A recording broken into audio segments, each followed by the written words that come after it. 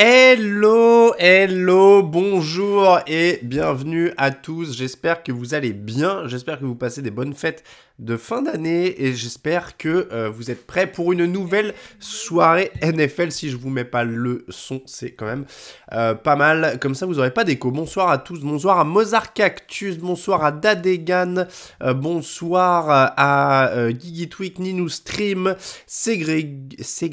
Yo, pardon, Floriders, Frère Casto, Wu-Tang 74, JB Metalhead, Jogactu, Montu, Elliot, SA, Bappé et plein d'autres. J'espère que vous allez bien, j'espère que vous allez mieux que moi, pour être très honnête, puisque j'ai eu de crève assez infernale, donc je vous préviens d'avance maintenant, parce que vous allez sûrement me voir me moucher, vous allez sûrement me voir éternuer, peut-être tousser, je ne sais pas, boire un minimum, peut-être pleurer parce que j'éternue et je tousse tout le monde tellement que j'ai les yeux qui pleurent, bref, voilà. J'ai la crève, je vous rassure, pas de Covid, j'ai été testé 2 fois, j'ai juste une bonne crève. J'espère que vous allez bien, encore une fois, ouais, ça parle un peu du nez en plus, donc ça va pas être le son le plus incroyablement pur que vous ayez vu dans l'histoire du fauteuil. Encore une fois, j'espère que vous allez bien. Je vous rappelle que vous pouvez... Oui, j'ai le pif rouge aussi, parce que j'arrête pas de me moucher, en effet. La caméra est HD maintenant, hein, donc plus rien ne peut vous échapper. J'ai pas le... Non, j'ai pas chopé le variant, j'ai juste un gros rhume. Ça arrive, le rhume-toy. Donc je vous ai mis le lien, vous pouvez nous soutenir sur Tipeee. Je rappelle d'ailleurs que plutôt que de vous abonner, je vous encourage plutôt que vous abonner à Twitch, si c'est pas un abonnement gratuit, je vous encourage plutôt à prendre à mettre un Tipeee. Ça vous permet d'avoir des contreparties plus sympas et surtout la commission est beaucoup moins élevée parce que Tipeee prend 7% de commission et Twitch prend 50% de commission. Donc à choisir si vous avez le choix entre les deux. Plutôt un tip. Je vous rappelle aussi que l'émission du jour est sponsorisée par Unibet. Attendez, je sais plus dans quel sens. Non, je suis nul avec les... Voilà, là, je suis nul avec les effets miroirs dans les lives. Donc, Unibet est évidemment notre partenaire pour tout ce qui est Paris en ligne. Et je vous mets là aussi le lien dans le chat. Voilà, ça commence bien. Bonjour à Nitinho, bonjour à Pastaga, 51, évidemment. Nitinho, Nioniba, Pumpfake et tout le monde. Enfin, nous sommes sur Twitch, Belgarat, en effet, nous sommes sur Twitch depuis 3 semaines maintenant. Le thème du jour, ce sera la hype. Ah, pub, il y a des pubs, alors ça je gère mal encore. Bonsoir à Reacods, bonsoir à tous. Je vous rappelle qu'il y a des emojis un peu marrants qui se sont ajoutés et tout ça, si vous voulez jeter un oeil. Objectif de followers. Ah oui, on a atteint les 1500 abonnés. C'est vrai qu'on avait mis un objectif de followers, donc on a mis un objectif. Bah regardez, il est rempli. Donc 1500 abonnés, merci beaucoup à vous. Bonjour à MattFB, voilà, avec le petit emoji Tom Brady. Bon, il y a des points de chaîne, il y a des trucs comme ça.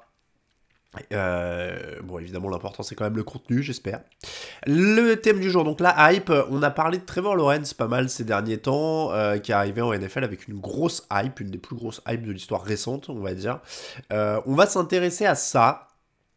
On va... Ah ouais, bah désolé, ouais, pour les pubs, il faut qu'on reconfigure tout ça, je vous avoue que ça n'a pas été évident. C'est pas moi qui les lance, je sais qu'on peut les lancer manuellement, il y a une option lancer une pub, mais du coup je sais pas pourquoi elle se lance. Ah, c'est parce que c'est au bout de 45 minutes, je crois. C'est au bout de 45 minutes. Bah non, 35 minutes du coup. Ouais, bon, faut qu'on reconfigure ça en tout cas. Au pire, on les virera. Je sais pas, je sais même pas combien ça rapporte pour être très honnête avec vous. Salut à Marco 74 Foot.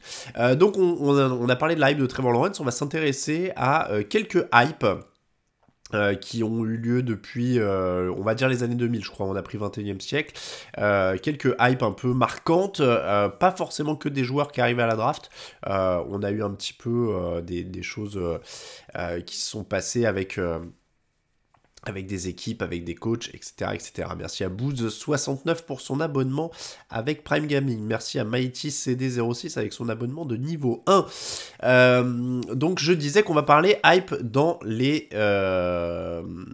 comment dire, dans le thème de la semaine. Encore une fois, désolé si je suis au ralenti, mon cerveau est vraiment un peu atteint. On va répondre à vos questions évidemment, et puis ensuite on va... Et ensuite, on va parler du débrief des matchs de jeudi et de samedi. Oui, encore une fois, Mavs4109, je vais mettre un rappel, c'est-à-dire je vais regarder pendant la semaine un petit peu comment ça configure les pubs. A priori, vous aurez une deuxième page de pub qui va venir pendant cette émission-là, parce que je crois que c'est toutes les demi-heures. Après, il faut qu'on regarde combien ça rentre, si c'est comment dire, rentable ou pas, ou intéressant ou pas, et puis on foutra ça dehors si ça rapporte rien. Et en effet, on n'est pas obligé d'enrichir Jeff Bezos. Encore une fois, si vous n'avez pas d'abonnement gratuit Prime, privilégiez Tipeee. Attention, première alerte mouchoir du jour. Je suis désolé, ça va revenir souvent. Je vous mute le micro pour éviter...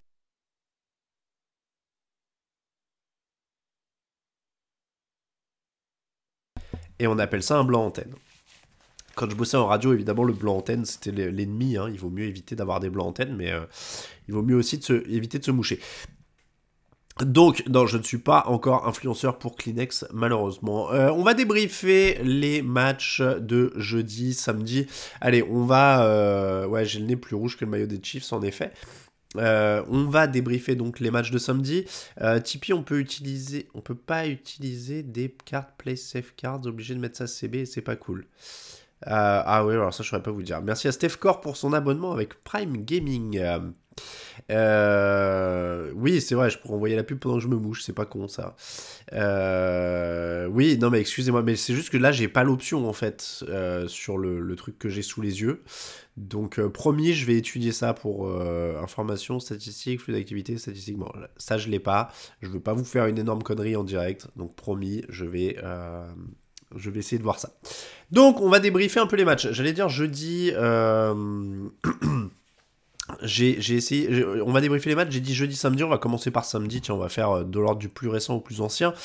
Colts, Cardinals Colts, pardon, c'était en Arizona, 22-16 pour les Colts. Carson Wentz a été solide, comme quoi c'est quand même pas mal, et quand il est solide, du coup c'est quand même beaucoup plus facile pour cette équipe d'Arizona, donc ça c'est la bonne nouvelle. Et puis les Cardinals, malheureusement, chat du stream 100%, il y a des trucs qui clignotent, c'est une guirlande de Noël permanente ce truc quand même. Hype, tout ça. Je sais pas, il y a le train de la hype, il y a machin, niveau interminé, je ne sais même pas ce que c'est. En parlant de la hype, il y a les Cardinals, oui, ça c'est sûr. Train de la hype, niveau 2, 22%, 4 minutes 36, je ne sais pas ce que ça veut dire, c'est incroyable. Donc, je le disais encore une fois, oui, les Colts contre Carson Wentz, et en plus à ce niveau-là, parce qu'il y a encore un Jonathan Taylor à plus de 100 yards, et que Carson Wentz est à 18 sur 28, 2 touchdowns et 0 interception, donc il est plutôt propre, ça c'est quand même plutôt pas mal. Et voilà, on sait que si Carson Wentz est solide, et bah c'est nickel. Pour eux, c'est forcément pas mal. Après, hop là, je fais petit réglage en même temps. Après, du coup, en effet, Arizona, c'est décevant. Merci à 22K pour son abonnement avec Prime Gaming. Train de la hype, Blake Bortles qui signe avec une nouvelle équipe, oui, il est là. Il n'y a que 4 niveaux du train de la hype. Bon, bah écoutez, si vous le dites, voilà. Je vais pas disserter à chaque fois, je crois, sur tous les trucs que je comprends pas sur Twitch. Moi, je fais mes lives, je suis là pour le contenu. Après, je suis vieux. Donc je disais, oui, les Colts, c'est du tout bon. Les Cardinals, en effet, c'est inquiétant. En effet, ils s'écroulent un peu en fin de saison, comme ils se sont écroulés en fin de saison l'année dernière. Voilà, c'est dommage, parce que oui, ils sont sur la pente descendante, c'était un peu mieux sur les lignes.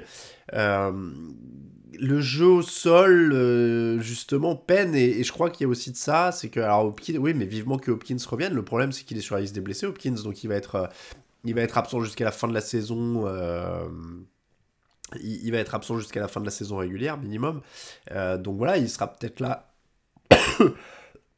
en playoff, s'il y a playoff, bon, a priori, il va y avoir playoff, il sera à 10-5, Mais en tout cas, il devrait être là en playoff, donc ça ira un peu mieux, en effet. Après, est-ce qu'il sera au point? Est-ce qu'il sera directement d'attaque pour le premier match de playoff à très bon niveau?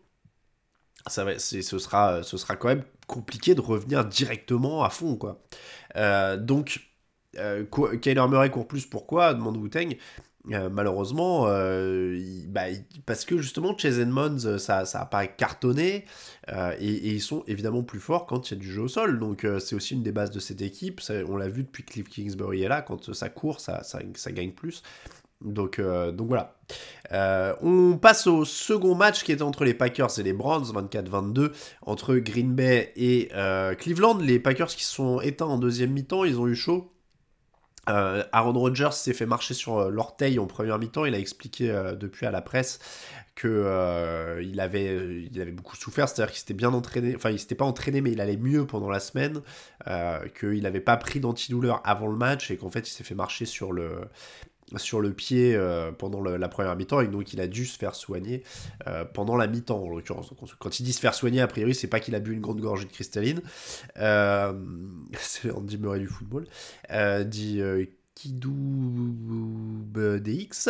Donc voilà, ils ont eu chaud, heureusement la défense est toujours aussi bonne, ça c'est sûr. Après, il y a la question de Baker Mayfield qui a été intercepté 4 fois, il y en a 2 qui sont difficiles, etc. Il y a une passe interférence en effet sur une des interceptions. Après, le côté c'est les arbitres, etc. C'est pas les arbitres au bout d'un moment. Quand on en est à dire c'est les arbitres, c'est qu'on a perdu le match ailleurs. Moi je reste convaincu de ça. Moi qui me moquais de Greg qui avait pronostiqué les Titans. Ah oui, bah ça c'est possible. On va y venir. Donc voilà, mais après, moi je pense que Baker Mayfield, alors il est pas horrible, enfin là il est horrible sur ce match, mais c'est pas un joueur perdu, quoi. Ça peut être un bon joueur quand il est bien entouré. Je pense que on m'a souvent demandé ces dernières années, c'est qui le nouveau Alex Smith, c'est qui l'échelle d'Alex Smith, etc. Je trouve que en fait, Mayfield pourrait être ce mec-là parce que c'est un numéro 1 de la draft, donc comme Smith. Il y a le premier éternuement qui arrive là. Non, ça va aller. Donc, c'est un numéro 1 de la draft comme Smith qui a des difficultés quand il faut que ce soit lui qui porte l'équipe, mais qui peut progresser après. Donc voilà. Mais c'est pas un quarterback qui porte son attaque, mais ça on le sait, je crois. Hein. Je crois que malheureusement, Florida se demande est-ce que Mayfield est vraiment considéré comme un franchise quarterback. Il est un peu limité quand même. Oui, je pense que il a eu quelques bons matchs, mais aujourd'hui, on voit bien qu'il porte pas une attaque à lui tout seul. Après, est-ce qu'ils peuvent trouver mieux? C'est pas dit. Donc voilà, ils en sont pas à le couper, ils en sont pas à prendre autre chose. Merci à Belgarat 900 pour l'abonnement de niveau 1. Donc voilà, ils en sont pas là, il n'y a pas un péril terrible en la demeure. Mais c'est pas pour l'instant, c'est pas un franchise quarterback, il porte pas une équipe. Bon voilà, après qu'est-ce qu'ils vont en faire? Il a une épaule en vrac, il y a des blessures, etc. Oui, mais bon, ça après, ça fait partie du jeu. Je viens de dire que Rodgers, il joue sur un pied. Hein.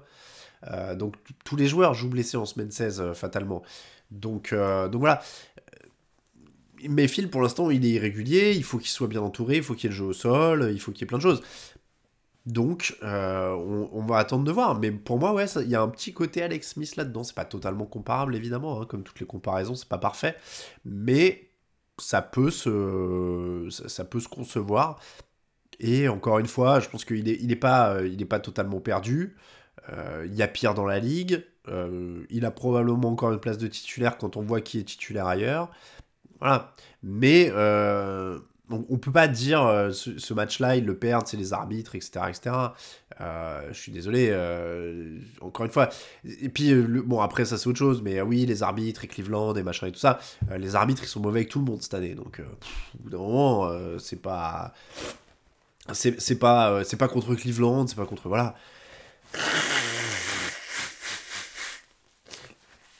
Et de 2. On va faire des points mouchoirs cette semaine. Ouais, enfin, c'est l'épaule gauche, je crois, qui est niquée. Hein. C'est pas, qui est blessé, c'est pas l'épaule droite. Donc voilà, donc encore une fois, et après s'il n'est pas en état de jouer, il va pas sur le terrain. Au bout d'un moment, c'est aussi d'être raisonnable et de pas blesser et de pas blesser son équipe. Donc je veux dire, il y a aussi ça. Donc si vraiment il est complètement blessé au point qu'il peut pas jouer et que c'est à cause de ça qu'il lance des interceptions, c'est parce que ses coachs sont incompétents dans ce cas-là. Donc voilà. Là, je suis désolé, il est pas bon, il est pas bon. Qu'est-ce que il y a des soirées où on n'est pas bon, bah il est pas bon. C'est pas grave, il sera un peu meilleur la semaine prochaine. Ils sont pas aidés par les arbitres, etc. Mais ils perdent pas à cause des arbitres. Voilà, ils perdent parce que leur quarterback est pas bon, parce que ils ont un ou deux coups de sifflet qui vont pas dans leur sens. Mais je suis sûr que si on reprend tout le match, il doit y en avoir un ou deux qui vont pas dans le sens de Green Bay non plus, parce que c'est comme ça depuis le début de l'année. Donc moi, qu'on arrête de me parler des arbitres, ils sont mauvais tout le temps avec tout le monde. Donc il n'y a pas de complot contre une équipe ou une autre, il y a pas de... Non, les arbitres, ils sont mauvais. Voilà, bon bah, faut vivre avec. Donc c'est comme ça. Il faut gagner les matchs avant, tant qu'à faire. Euh, huiles essentielles eucalyptus radiata en diffusion. Ton nez te remercie d'avance. Mais j'ai fait une inhalation cet après-midi avec de l'huile, je sais plus quoi. Je supporte les Ravens, c'est sur ce match. Désolé, mais les refs, ils se sont. Oula, oula, oula. Belgarat, il a offert des abonnements à tout le monde. Merci beaucoup à lui. Merci beaucoup à lui. Pierre. Je supporte les Ravens et sur ce match, désolé, mes rêves, ils se sont trompés plusieurs fois dans le même sens. Alors on peut s'y trouver un juste milieu. Il lance un 4. Mais sur le dernier drive, oui, non, mais il y a des erreurs d'arbitrage, très bien, mais il y a des erreurs d'arbitrage toute l'année pour toutes les équipes. Donc au bout d'un moment, ils perdent pas que à cause d'une erreur d'arbitrage à la fin du match, quoi. On peut pas dire, oui, ils perdent à cause d'une erreur. Oui, bah dans ce cas-là, il fallait pas rendre le ballon 3 autres fois aussi, quoi. Donc voilà, très bien, mais les arbitres sont mauvais avec tout le monde, ils perdent pas à cause des arbitres, quoi. Jean Sterator avec son bloc-notes, c'était le meilleur. Bon, encore une fois, merci à Belgarat900 qui a offert des abonnements à tout le monde. Verrouillé pour les contrées, tu prends un abonnement, il te récompense. Oh là là, que c'est compliqué ce truc. Bière whisky clope, je dirais Nioniba pour me remettre. Alors je sais pas si on en est là, mais j'étudie, mais je pense pas que ce sera la solution privilégiée. Pour être très honnête, j'irais bien me pioncer après le fauteuil, mais il y a des matchs, donc voilà. Packers Browns, donc c'est fait. Cardinals, c'est fait. Titans 20, Niners 17, quand même. Vu peut pas donner sur Tipeee, je régale ici. Bon, bah merci à Belgarat. Donc, encore une fois, non, mais a priori, encore une fois, je pense pas qu'ils vont échanger Baker Mayfield ou quoi que ce soit, à part s'il y a un énorme preneur, mais il n'y a pas beaucoup, il n'y a pas 32 super quarterbacks, hein. Il n'y a pas 32 super quarterbacks en NFL, hein. Donc je pense pas que Baker Mayfield soit en danger, hein. Oui, je pourrais dormir à cause du match, ça c'est tout à fait possible aussi. Donc je disais Titans 20 Niners 17, des occasions manquées pour Jimmy Garoppolo, on parlait de quarterback qui est juste bon, assez bon pour être titulaire et pas assez bon pour être considéré comme un franchise quarterback. Bon bah voilà, AJ Brown est un monstre. Je vois Sarah BRH qui le dit dans le chat avec des cœurs. J'adore AJ Brown. Bon, bah voilà, c'est un monstre. Il a quoi 10-11 réceptions sur ce match, une 140aine de yards. Il est toujours aussi énorme. Ils mettent un 17-0 à leurs adversaires pour faire le trou dans cette rencontre. Un field goal de la victoire à la fin. Il faut vraiment saluer avant de taper sur Jimmy Garoppolo, sur machin. Il faut vraiment saluer quand même le courage de cette équipe des Titans qui, pour le coup, elle, ne peut pas dire on n'a pas les joueurs. Enfin, tous les autres se plaignent. En disant on a des blessés, on a ceci, on a cela. Et oui, j'avais oublié de vous mettre les visuels jusque-là. Les autres se plaignent, on n'a pas les joueurs, on n'a pas ceci, et machin, les blessés et tout ça. Les Titans, je crois que c'est une des pires équipes en termes de blessures. Et pourtant, voilà, ils se battent avec ce qu'ils ont. Tannehill se bat avec ce qu'il a. AJ Brown est monstrueux. Enfin voilà, c'est quand même une équipe qui se bat. Il faut leur rendre hommage parce qu'ils vont être en playoff en ayant connu, je pense, une des pires situations de blessure. Ils ont pas Derrick Henry depuis un moment. Ils avaient pu être AJ Brown depuis un moment. Il revient, il fait un match monstrueux. Julio Jones fait que des allers-retours avec l'infirmerie. C'est quand même incroyable. Garoppolo, en effet, il a manqué des occasions. Mais après, j'ai envie de dire, Guigui Priol dit Jimmy G, c'est le Alex Smith du pauvre. Bah, c'est juste que... Enfin, Alex Smith, il faisait pas mieux aux Niners, hein. Alors, il était pas mieux entouré. il n'était pas aussi bien entouré. Mais franchement, Jimmy Garoppolo, en tout cas, après Jimmy Garoppolo, on sait ce qu'il a. C'est-à-dire que Jimmy Garoppolo, on sait ce qu'il est, on sait ce qu'il a, on sait qu'il va pas porter l'attaque, on sait que il faut que tout se passe bien. Donc en soi, oui, il a raté des occasions, mais comme le fait Jimmy Garoppolo de temps en temps. Anti-Star BZH, c'est dur, Tannehill est quand même moins décisif que l'an dernier, dépendant du casting. Oui, mais comme tous les quarterbacks. Comme tous les quarterbacks. Tom Brady, sa dernière année à New England, tout Tom Brady qu'il est, bah, ils vont pas loin parce qu'il a personne autour de lui. Donc voilà, ça malheureusement, c'est pour tous les quarterbacks pareil. Hein. Son remplaçant n'est pas encore prêt, oui, pour Garoppolo, oui. Garoppolo, c'est comme Baker Mayfield, c'est leur meilleure option actuellement. Hein. Ils peuvent pas, ils ont pas mieux. Donc voilà, il faut qu'ils continuent avec lui. Trellen, c'est pas prêt. Donc voilà, ils vont pas changer au mois de décembre. Hein. Ils vont pas changer au mois de décembre maintenant. On va passer tout doucement vers le thème de la semaine. Je vous laisse 1 minute pour mettre des questions sur le chat. Alors évidemment, je vais pas faire 1 minute de blanc, mais je vais me moucher un petit peu. Meilleure option ou moins pire option? Bah oui, moins pire, mais bon, encore une fois, on est en décembre, là. Hein.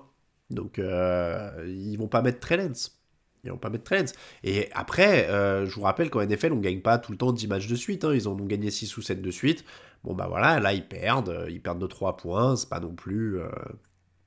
c'est pas non plus horrible, donc voilà, ça semble pas encore totalement perdu.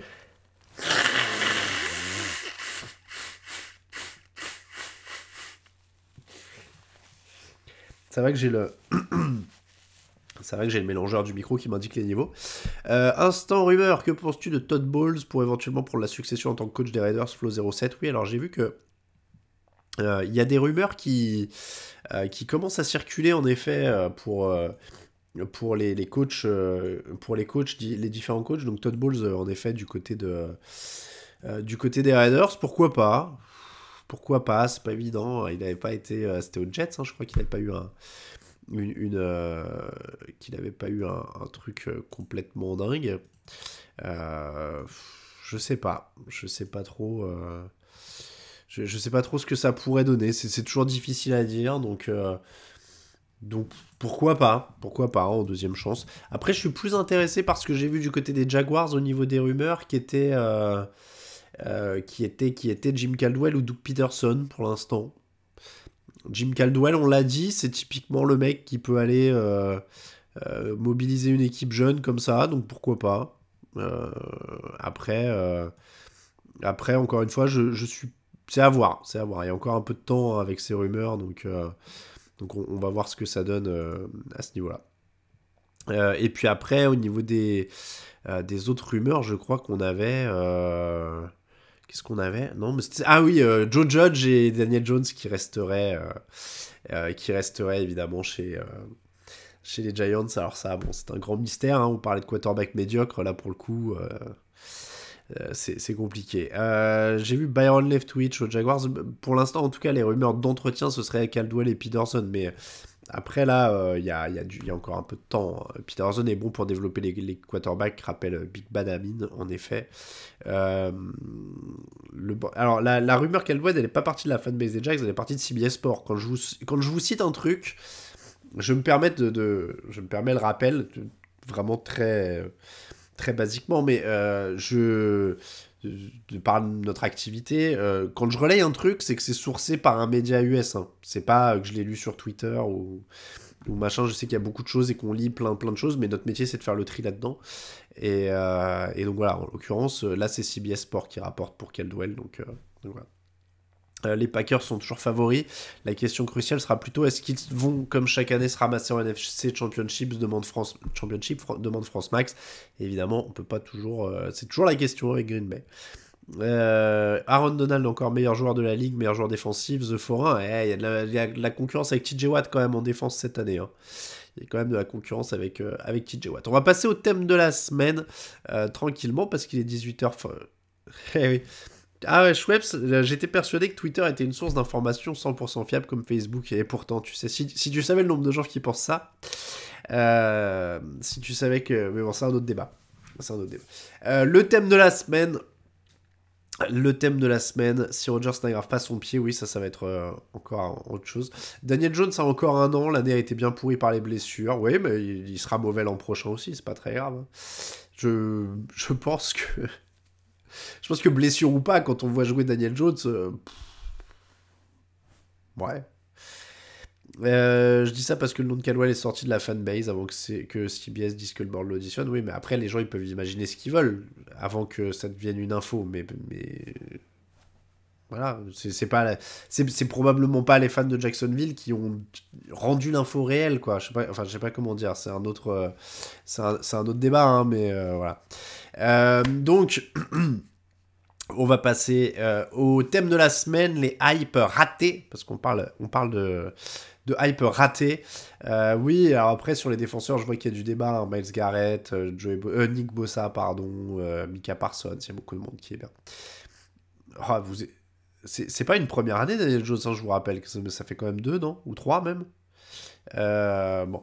Donc, les hypes, encore une fois, je vais pas parler de Trevor Lawrence, puisque c'est parce qu'il a inspiré le sujet hein, qu'on est là. On va attendre un petit peu pour juger. C'est encore un petit peu tôt.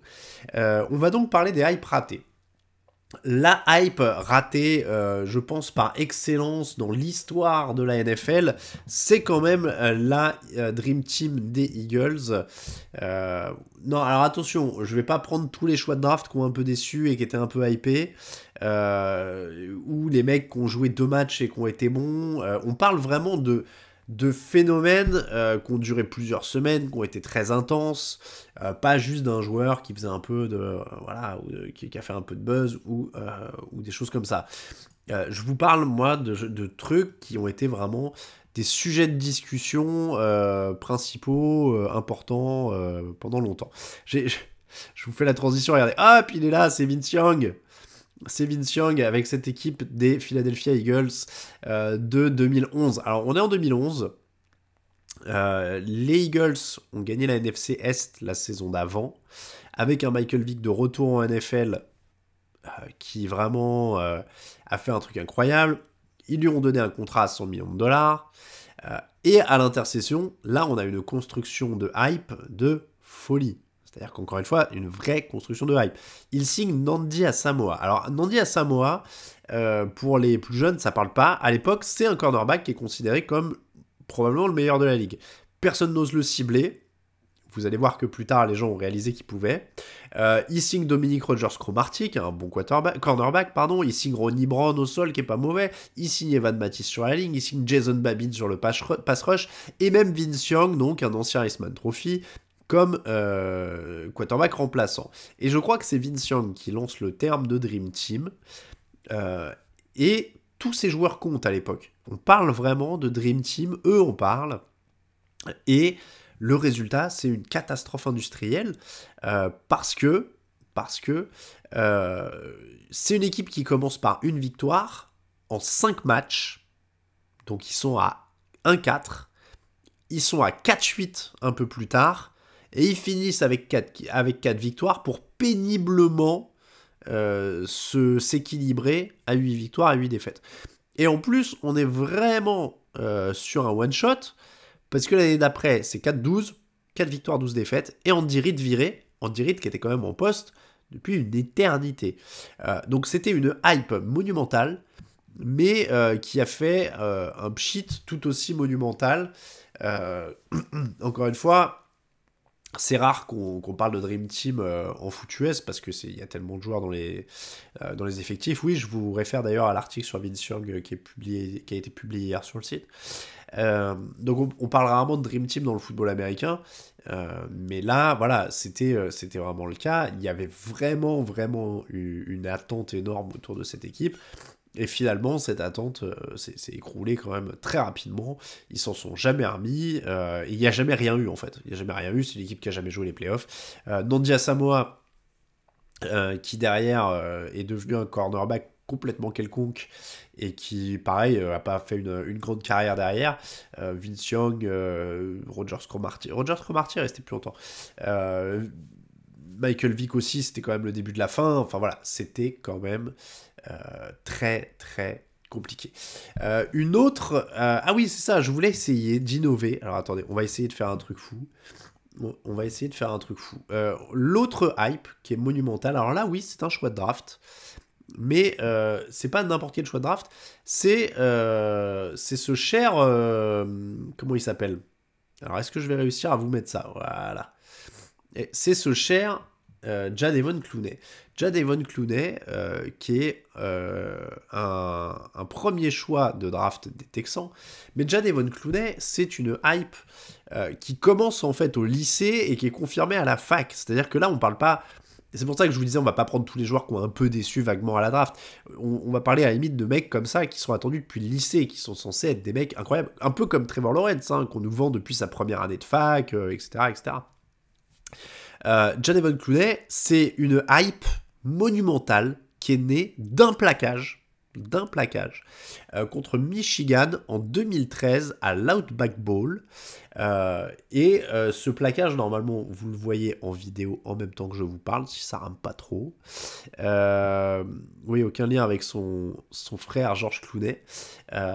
Mais voilà, c'est ce plaquage monumental où il va chercher le coureur dans le backfield. Mais voilà, après on connaît le problème de...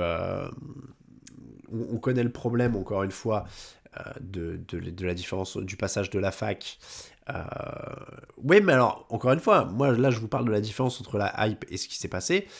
Clooney, c'est le prospect générationnel incroyable, des capacités physiques incroyables, etc., etc. Sauf que, bah oui, à la fac, il jouait contre des mecs qui n'avaient pas du tout ses capacités physiques.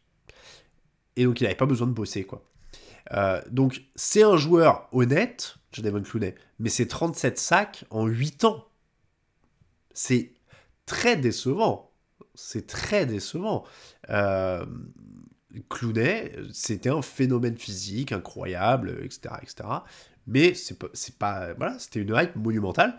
Aujourd'hui, pour moi, c'est un joueur qui est correct. Et Sarah BRH est médisante ou médisante dans les commentaires parce que après les Texans, JJ Watt, il a été drafté aux Texans. Je n'ai pas souvenir que ça l'empêche de briller. Et c'est pour ça que la carrière de Clowney est d'autant plus décevante, c'est qu'il bénéficie de la présence de JJ Watt pendant une partie de sa carrière. Donc voilà. Ouais, le coup de vieux, ouais, pour...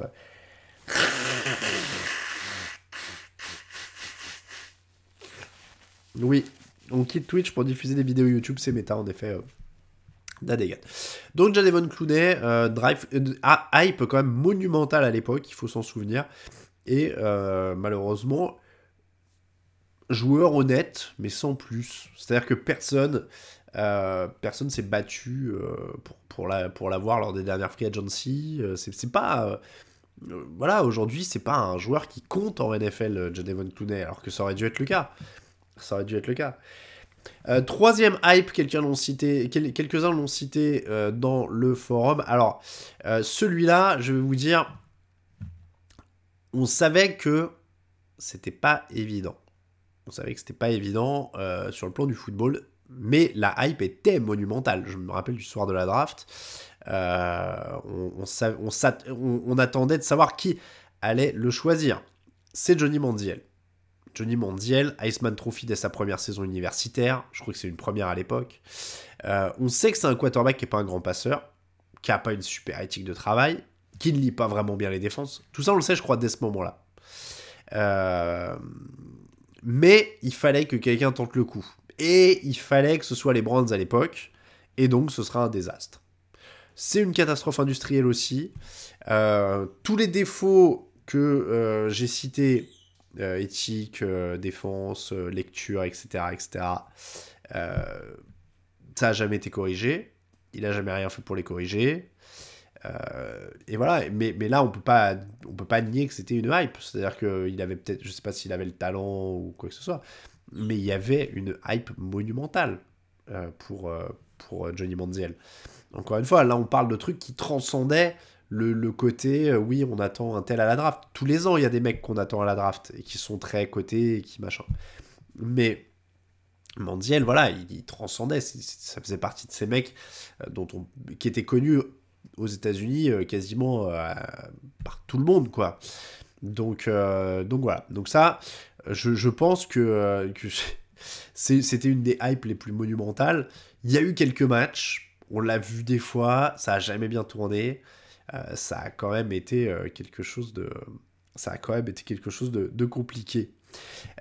Autre draft, alors celle-là en termes de coach, je sais que c'est peut-être pas forcément...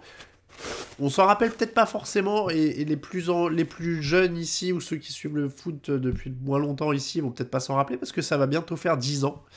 Euh,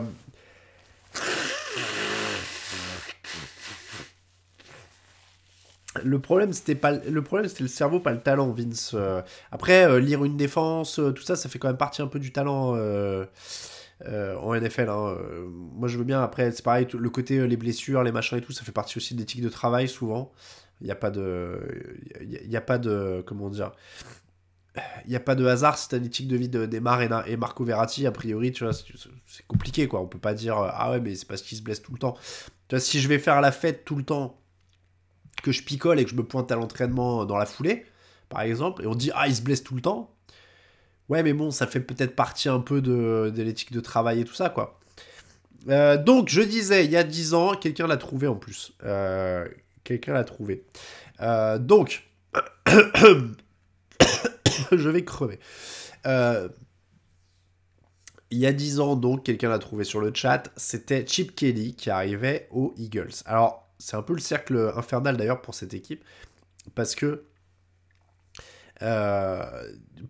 Andy Reid venait donc d'être viré en 2012, je vous l'ai dit tout à l'heure, rappelez-vous, et ben c'est Chip Kelly qui lui a succédé. Et alors là, accrochez-vous, moi je me souviens de l'époque, Chip Kelly, ça devait être la révolution. On n'avait jamais rien vu de tel dans le coaching, ça devait être plus vite que jamais, il arrivait d'Oregon où ça marquait des tonnes de points et des tonnes de yards et des yards et des yards et des yards.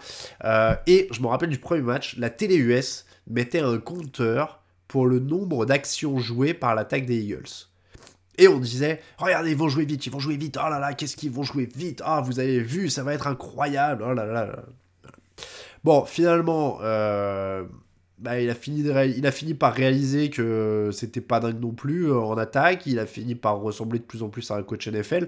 Sauf que il ressemblait de plus en plus à un coach NFL pour le jeu, mais pas pour les méthodes. C'est-à-dire que, bah, un peu comme Urban Meyer, hein, il s'est foutu tout le monde à dos. Il était persuadé qu'il pouvait parler à des professionnels comme il parlait à des mecs pas payés qui sont à la fac et qui dépendent de lui.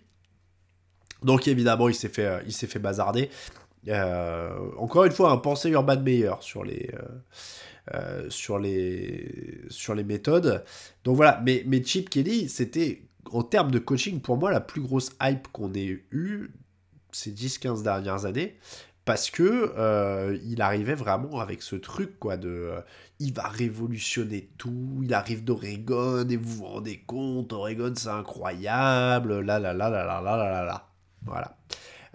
Et puis bah finalement ça a été une cata, mais en effet il y a quand même un pattern, il y a quand même je sais pas comment dire, enfin ça se reproduit beaucoup. Les mecs qui sont annoncés comme des grands génies qui arrivent de la fac et qui vont tout expliquer à tout le monde, étonnamment ça finit rarement bien. Pour le quatrième, j'ai fait un top... non, pour le cinquième, voilà, j'avais fait un top 5. Donc, la Dream Team des Eagles, Jadevon Clowney, Johnny Manziel, Chip Kelly. Et le dernier, alors c'est une catégorie à part. Oui, NFL et NCS, c'est pas le même monde, en effet. Et donc oui, Chip Kelly, je vous ai pas dit, hein, mais il a été viré pendant sa 3e saison. Ensuite, il a fait une année chez les 49ers, une seule, à 2-14. Et puis derrière, on l'a plus revu en NFL.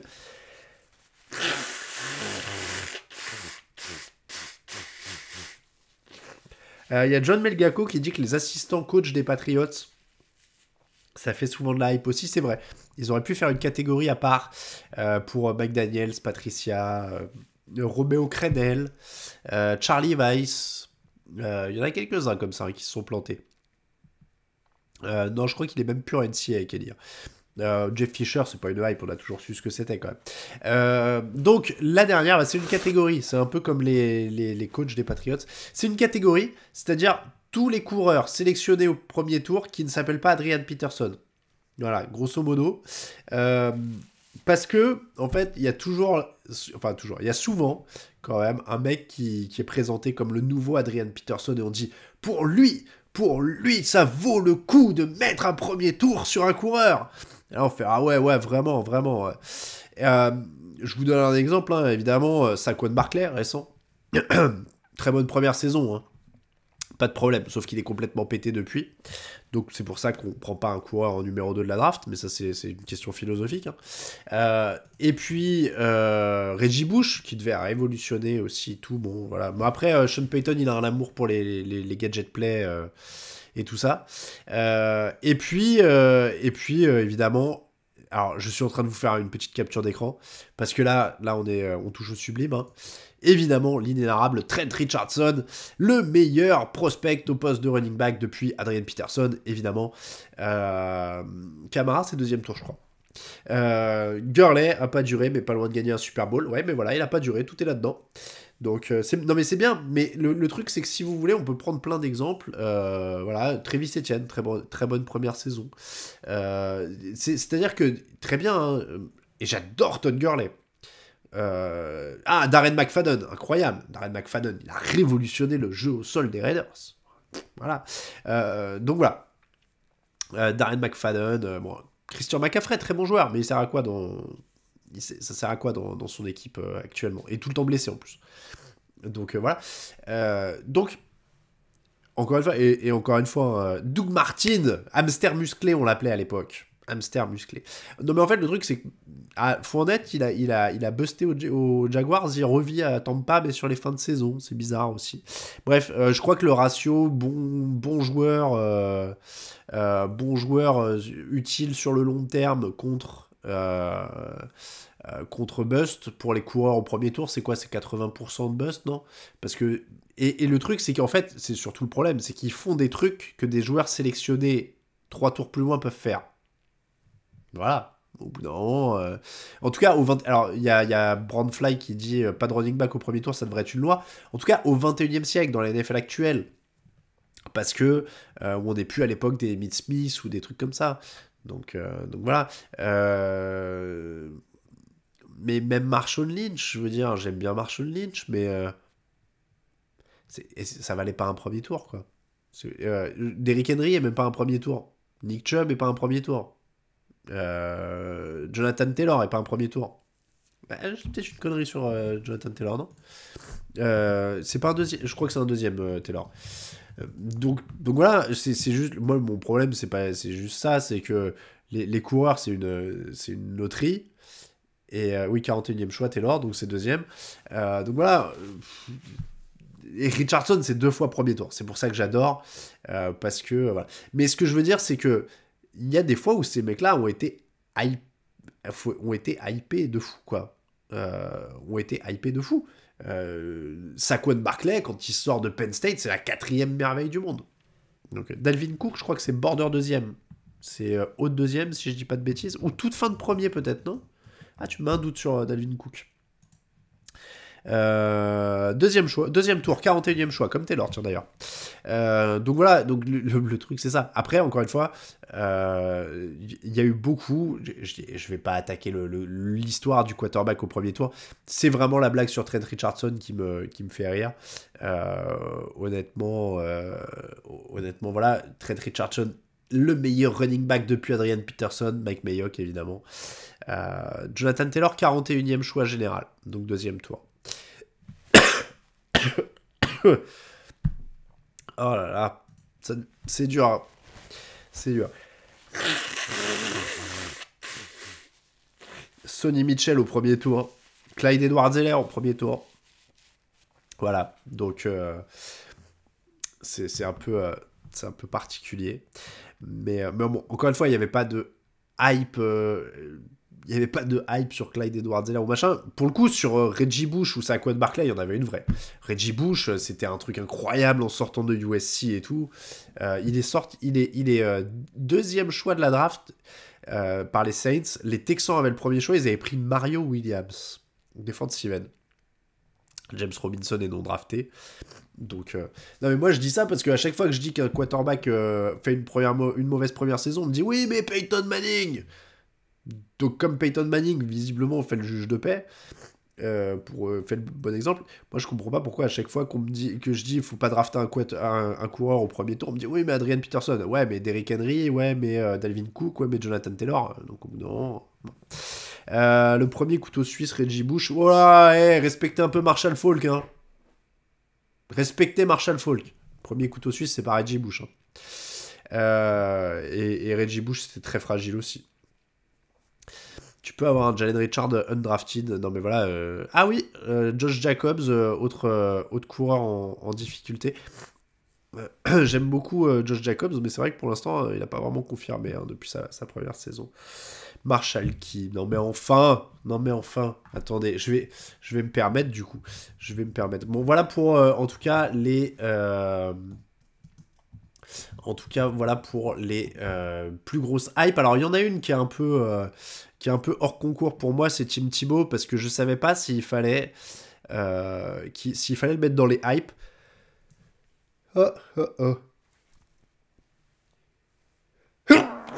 Voilà. Ça c'est fait.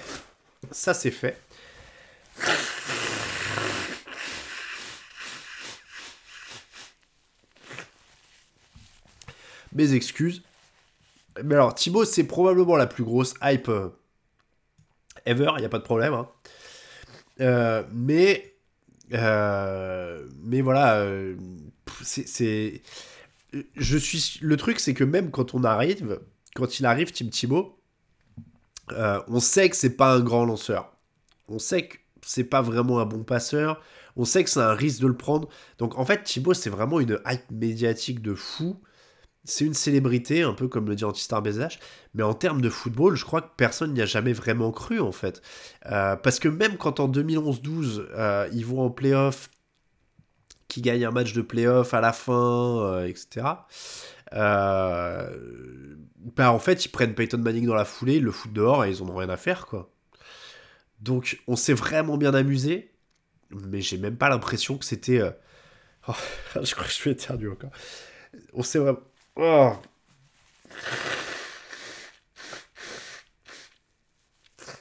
C'est mon flou game. Donc voilà, c'est vraiment... c'est vraiment, encore une fois, je sais pas si on y a cru, quoi. Je sais pas si on y a cru sportivement, et voilà. Mais c'est sûr qu'après, en termes de hype pure, ouais, je pense que oui, c'est vraiment... c'était médiatiquement, ouais, la plus grosse hype qu'on ait connue. Pour le petit plaisir, quand même, ceux qui ont osé ne pas regarder Marshall Faulk, regardez-moi ça, regardez-moi cette esquive. Hop, mon gars, tu me vois plus, et hop, ça part de l'autre côté. Voilà, Marshall Faulk, c'était le plus grand. Reggie Bush, tu peux aller te rendormir. C'est tout ce que je dirais. Oui, pour ceux qui écoutent en audio, je peux mettre des vidéos maintenant sur Twitch. Donc voilà, hop là, regardez ça, comme c'est pas beau, avec cette belle vidéo. Un petit ralenti, s'il vous plaît, peut-être. Allez, un petit ralenti. Je veux revoir Marshall. Ah, allez, attendez, ralenti. Je veux revoir Marshall faire cette esquive. Je veux revoir cette esquive de Marshall Faulk. Regardez ça. Bon, déjà, ça prend les trous parfaitement. Et hop, là, voilà, ça casse des chevilles. Il y a des défenseurs des Brands qui courent de partout. C'est magnifique. L'extra point est réussi parce qu'à l'époque, on ne demandait pas au kicker d'en faire trop. Et c'était merveilleux. Merci. Voilà. Les pronostics, vous avez raison. Je vais passer tout de suite sur le programme du soir sans transition. Mais avec une transition quand même. Winston est une hype? Non, ce n'est pas une hype. James Winston. C'est un numéro 1 de la draft, comme il y en a eu plein. Il est décevant. Folk, c'est pas mal, mais ça vaut pas Tomlinson. J'aime beaucoup la Daniel Tomlinson aussi. Ça, c'est vrai. Ça, c'est vrai que... Bon, Tomlinson et Folk, c'est deux très très grands joueurs, hein, de toute façon. Les épaulières surdimensionnées de l'époque, ouais, ça, c'est vrai. C'était assez incroyable. Les pronostics du soir, donc, dimanche 19h, Jets, Jaguars. Superbe affiche, évidemment. C'est pour Bibi. Jets, Jaguars. Alors, j'ai plus la liste de tous les cas de Covid parce que j'étais trop occupé à me mettre des cure-dents dans le nez pour me tester moi-même au Covid. Oui, le t-shirt de Kurt Warner, Pump Fake, il y en avait un dans le décor à une époque.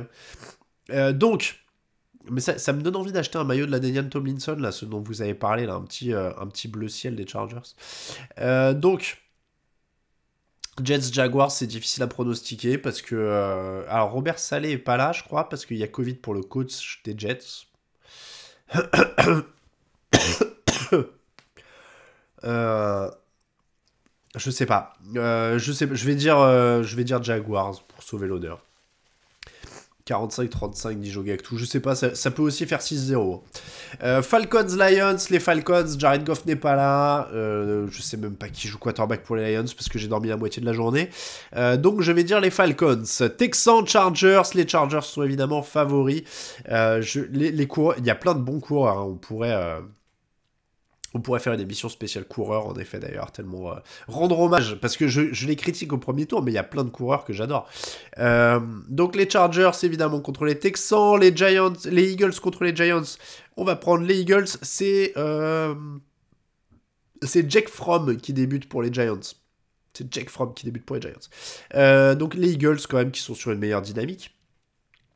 Panthers, Buccaneers, les Buccaneers évidemment, ça va alterner visiblement entre Cam Newton et Sam Darnold, donc là je crois que je vous ai dit tout ce qu'il fallait savoir.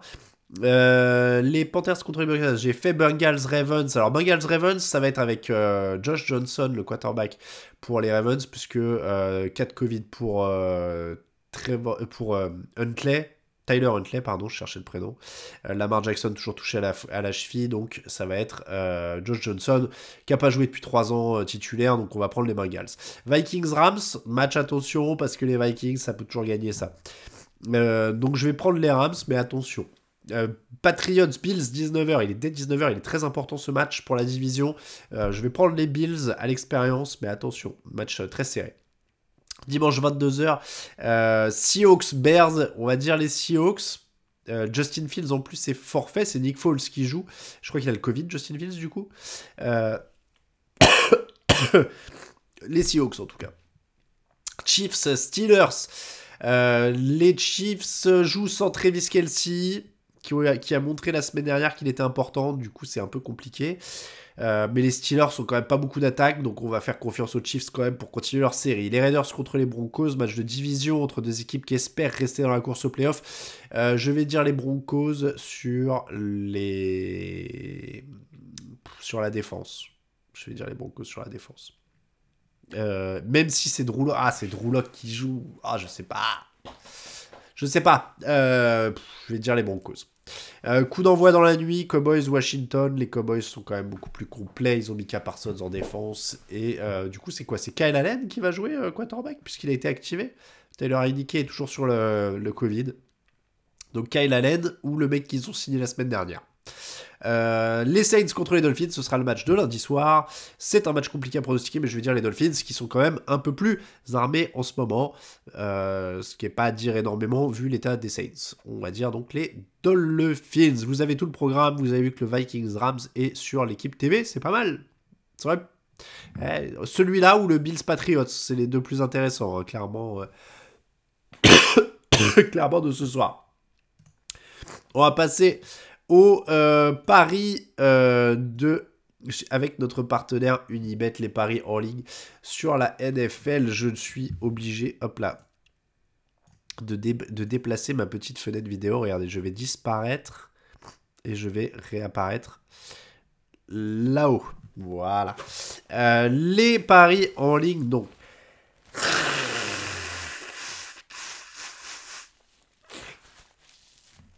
Mon Dieu. Si j'étais un cheval sur un champ de course, on m'euthanasie. Je serais bon pour l'euthanasie.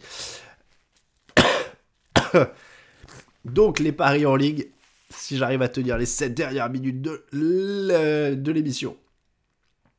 Donc, qu'est-ce qu'on a de beau? La cote des Ravens s'est envolée, évidemment, avec les absences au poste de quarterback. La cote des Vikings à 2,25, si vous croyez que... Ah, bah les Bills à 1,81, j'ai dit qu'ils allaient gagner. Les Jaguars, Jets, je déteste parier sur ce genre de match, donc je vais faire l'impasse. Le Broncos, il est serré. Hein. Vous savez quoi, on va la jouer plus audacieuse aujourd'hui alors. Allez, les Chargers sont à 1,09 carrément. Ouais, c'est des matchs incertains là. Clairement, les cotes sont vraiment très très nettes pour les favoris. Donc on se retrouve avec des matchs quand même assez incertains sous le nez pour parier. Et on va prendre la plus avantageuse dans les matchs serrés. On va aller sur... Il est très risqué celui-là, donc vraiment faites attention évidemment. Ouais, non, il a raison, il a raison. Red flag sur les Jaguars. Malaki, il a raison. Le red flag sur les Jaguars, il est important sur les paris en ligne. Donc Raiders à 1,87, ça peut passer. Les Bills à 1,81, ça me va. Vous savez quoi, on arrondit avec les Rams à 1,48. Voilà, des fois, il faut prendre des trucs un peu moins glamour. Je pense qu'on va là-dessus. Bills, Broncos, Saints. Ouais, pourquoi pas. Pourquoi pas. C'est dur, hein, les Saints, ils ont beaucoup de monde qui manque. Miami a quand même bien joué les équipes qui étaient faibles en ce moment. Donc, l'un de tes deux défis de l'année, un marathon et le fauteuil. Je commençais à me demander si le marathon, c'était pas plus simple. En tout cas, j'étais mieux préparé. Hein. Parce que là... voilà. Donc Bills 1,81, Raiders 1,87, Rams 1,48, 5 euros misés, 25 euros de gain potentiel. Évidemment, vous pouvez jouer tout ça en séparé. On a dit quoi? C'est Rams Vikings sur l'équipe TV. Pour ceux qui veulent mettre un marqueur de touchdown là-dessus, on va aller jeter un oeil. Bah, Cooper Cup 1,75. On peut pas le mettre en combiné parce qu'on a déjà le même match. On peut pas mettre deux fois le même match dans les combinés. Mais Cooper Cup en marqueur de touchdown si vous cherchez du côté de ce match-là. Voilà pour les cotes de notre partenaire Unibet. Il nous reste 4 minutes d'émission. J'en profite pour vous rappeler que vous pouvez nous soutenir sur Tipeee. Je remets le lien. Je vous redis encore une fois que... Si vous souhaitez nous soutenir et que vous n'avez pas d'abonnement gratuit sur Prime, n'hésitez pas à plutôt aller sur Tipeee parce que les commissions, Tipeee nous prend beaucoup moins d'argent sur ce que vous donnez. Prime prend Amazon prend 50% de ce que vous donnez sur Twitch, voilà. Sur Tipeee, c'est 7%. Et en plus, il y a des contreparties sympas, les sous-verts, etc. Donc n'hésitez pas. Donc voilà, balancez vos questions pour les 4 dernières minutes. Je n'ai pas de bière cette semaine, je suis désolé. Je remercie encore Flo07 par contre, parce que Flo Raiders, parce que je suis arrivé au bout du calendrier de l'avant. Du coup, j'ai un stock incroyable pour les mois à venir. Il y a de tout, il y a des IPA, il y a une porter, il y a des blondes, il y a des triples, enfin il y a plein de choses. Donc vraiment, merci encore à Flo Raiders parce que ça va être un régal pendant les mois à venir pour moi. Mais j'ai pas bu de bière, je crois, cette semaine parce que je suis plombé depuis le début de la semaine et du coup, je l'aurais pas apprécié, j'ai le nez bouché, machin, enfin bref. J'ai juste essayé un alcool pour vous dire, j'ai même essayé un alcool pour vous dire, j'ai bu du whisky pour la première fois de ma vie, du coup le 24 au soir, je crois. J'ai testé un whisky japonais, j'avais jamais bu de ma vie, et je ne vous garantis pas que ça deviendra un truc récurrent dans le fauteuil parce que déjà je l'ai bu alors que j'étais déjà malade et que j'avais les lèvres gercées et donc en fait j'aurais bu du desktop, je pense que ça revenait à peu près au même quoi. Donc c'est pas un truc qui m'a voilà, je peux comprendre l'attrait mais au début ça m'a surtout arraché la tronche. Donc non, c'est gentil hein, pour le whisky mais je pense que ça va aller. Je voilà. Avec le Covid, t'as pas le nez qui coule, mais t'as plus d'odorat ni de goût. Alors non, il paraît qu'avec Omicron, vous avez le nez qui coule et vous avez l'odorat et le goût. Donc voilà, il y a des variants. Et voilà. Et donc j'espère que vous avez passé un bon Noël. En tout cas, je te l'ai toujours dit, Châteauneuf-du-Pape. Ah, Châteauneuf-du-Pape, c'est très bon par contre. Ah oui, si, j'ai bu un petit peu de rouge. J'ai mis un petit peu de rouge au 24, désolé. Il y aura des nouveaux sous-verts à janvier, en effet. Restez branchés. Je vous présenterai ça dimanche prochain. Oui, non, il y en a qui demandaient mon sirop. Non, j'ai ça, là. C'est quoi, ce truc spray nasal, je sais pas quoi. Strepsil. Doliprane. Voilà. Ma vie. Baume à lèvres. Voilà. Vous êtes sur mon bureau. Ouais, le whisky, honnêtement, c'est un peu... Mais le rouge, je commence à m'y faire. Pareil, j'en avais jamais bu avant un an ou deux, là, maintenant. Et c'était, ouais, le rouge, c'est pas mal. Je commence à m'y faire. Avec un bon repas, c'est pas mal, en fait. Raoul, pourquoi ça parle de Raoul? Bref, allez, il est 18h59, je vais pas tarder à vous laisser, parce qu'il va bientôt être l'heure des matchs. Un grog de chez... J'ai jamais... On m'en a parlé, il y a des gens là qui m'ont dit, faut que tu fasses un grog et tout ça, mais on m'a dit que ça cartonnait la tête, en fait, et que tu t'endors derrière, donc je sais pas si c'est le bonsoir. Une bonne bouteille de villageoise, à la vache. J'avais un pote qui m'avait ramené ça une fois, alors que je l'avais invité à manger. Un truc, pareil, pas de la villageoise, mais de la pelure d'oignon. C'était assez marrant. Je sais pas pourquoi il avait pris ça. Bon match à tous. Merci à Montou, merci à Nolive 9, merci à tous ceux qui me souhaitent un bon rétablissement. Merci à tous les autres aussi. Bon, merci. L'homéoplasmine, oui, je vous remercie, il faut que j'en retrouve. Mais merci beaucoup. Bonne soirée à tous, il est 19h. Essaye de boire du maté. Ah oui, j'ai jamais goûté ça non plus. Merci beaucoup, allez, bonne soirée à tous. Profitez bien de vos matchs. À très bientôt. Dimanche prochain dans le fauteuil, évidemment. On se voit avant mardi pour le débrief. Ciao, ciao, à bientôt.